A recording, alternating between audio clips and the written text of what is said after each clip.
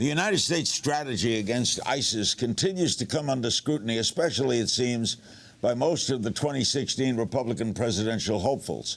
This, as British Prime Minister David Cameron announces he's sending additional troops from his country to Iraq. And as President Obama speaks out in Germany about stepping up U.S. involvement in Iraq to help contain and kill ISIS. Joining me to talk about this is Jon Soltz. Jon is chairman of the VoteVets.org, a 400,000-plus network of veterans, families, and supporters. He served twice on the ground in Iraq as a U.S. Army officer, also had his boots on the ground in Kosovo before that, and he joins me from New York. The U.S. Deputy Secretary of State, Tony Blinken, recently said the United States has killed roughly 10,000 fighters in its battle against the Islamic State. Do you have confidence in that figure? Well, the number could be accurate, but I'm more frankly baffled that the State Department's using death counts and body counts as a way to justify its success against ISIS. It just, we got away from that after Vietnam and in a counterinsurgency strategy. It's not necessarily how we would quantify success. I think obviously in Iraq or Syria, you have a battle space concern. And that's a more doctrinal term we'd use inside the military, that we don't control the land. So the truth is you can talk about killing 9, 10, 11, 12,000 insurgents or, members of ISIS, but large swaths of Syria right now are controlled by ISIS. Large swaths of Iraq, both in the north in Mosul and through the Anbar province down to Ramadi and Fallujah, are controlled by ISIS. So I really think right now they would have a better argument if they talked about battle space in terms of success against ISIS. Do you support the idea that if we had not gone into Iraq, there would be no ISIS? Well, I 100% support that idea, mostly because, I was a part of the initial invasion or the months after. In May of 2003, I entered Iraq, and then I was one of the last advisors out in 2011. And really in Iraq, what we did was we took the power away from the minority Sunni, away from Saddam's allies, and we handed it to the Iranians. And as the Bush administration pushed democracy and signed a SOFA agreement with the Iraqi government, the leading influencer of the Shia religious factions that gained control through the popular vote was the Iranians, and they didn't want the Sunni to have any power in the state. So ISIS really fed out of that momentum and that idea that, first off, the Shia and the Iranians would dominate the state, and second off, that the Sunni aspects and Sunni parts of the new Iraq wouldn't get access to the revenue-producing areas where the oil are in more of the Shia and Kurdish regions. Joe Biden had the right idea of breaking it up into 3 countries, didn't he? Well, that's an interesting argument from Joe Biden, and it's obviously always worth exploring. It's more of an academic argument than I consider a practical one. Being in the north, I had a great experience working with the Kurdish Peshmerga in 2011, but it creates another set of problems. First, it's not really in the United States. It's not in our history to go into countries and divide them. We had some success with that in Kosovo. But if we had divided those states up and there was a Shia part of Iraq, that would be dominated by Iran. If there was a Kurdish part of Iraq, the Turks would then become very nervous.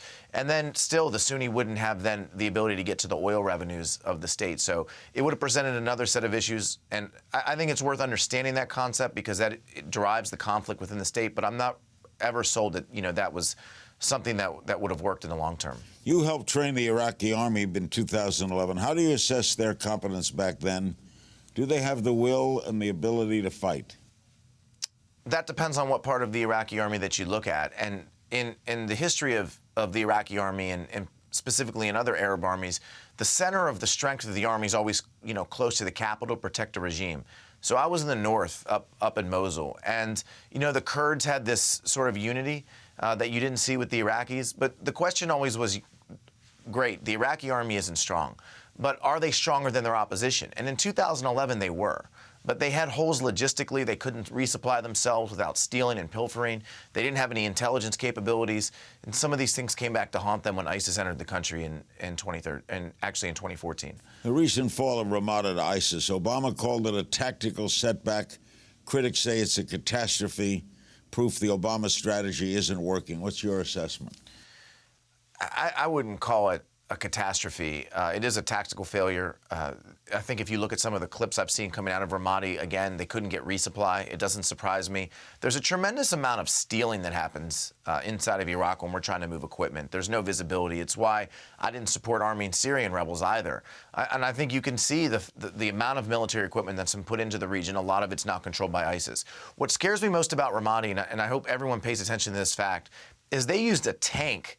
And they made essentially a VBIED, a vehicle-borne IED, out of a tank. And so the idea that they've accumulated so much American armor and Humvees, and they've accumulated tanks from the Iraqi military that they're now creating into these like suicide bombs, this is a new tactic that we didn't see when we were in Iraq. So I think that shocked some of the Iraqi soldiers. But it's not necessarily decisive in this long-term battle. What the administration should focus on is ensuring the Iraqis do their part. And what concerns me most about the presidential debate is, again, American politicians are asking to put American troops on an Iraqi credit card and hope they do the right thing. And that's just not a policy that's good for our military. You have said that Rand Paul's recent statement that ISIS exists and grew stronger because of the hawks in the Republican Party is a bet that might pay off for him. But the potential GOP presidential candidate, Bobby Jindal, the governor of Louisiana, he said Senator Paul's comment is a perfect example of why Senator Paul is unsuited to be commander-in-chief. What's your reaction to all of that? Well, Senator Jindal's allies are the reason for ISIS, and I think that's the big point. If the Bush administration had invaded Iraq, we wouldn't have an ISIS problem today, and you have to start with that. I think in regards to the political question you raised, that's most interesting. When you've got 15, 16, 17, 18, 19, 20 Republican candidates all trying to act like the most interventionist, most of which you've never served, who's going to be toughest on ISIS? I mean, first off, their policies haven't worked against ISIS either. With Rand Paul, what's interesting is if he sticks out as the one person who can unite the 10, 12, 13, 14% of the Libertarian Party, it guarantees he's a player in the Republican primary. So it's a tactical political bet for him that could pay off in Iowa and New Hampshire in these early states and certainly make him one of the key 3 or 4 players in the presidential primaries for the Republicans. Another candidate, Senator Marco Rubio, calls the end. He says, "We will look for you, we will find you, and we will kill you." This is going to be a wild debate in 2016, is it not?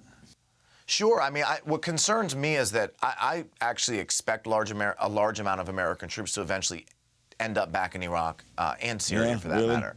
And absolutely, because the scare tactics are very similar to the types of stuff that we saw 2002, 2003 about Iraq. I'm still waiting for someone to explain to me how this is a decisive national security issue for the United States. With that said, what Rubio's statements are very abstract. This isn't just about killing people. We have Sunni Wahhabism at some level, radical Sunni elements that it's a movement more than just ISIS. So there's a battle space question, and killing everybody doesn't really fix our battle space question that we have in Iraq.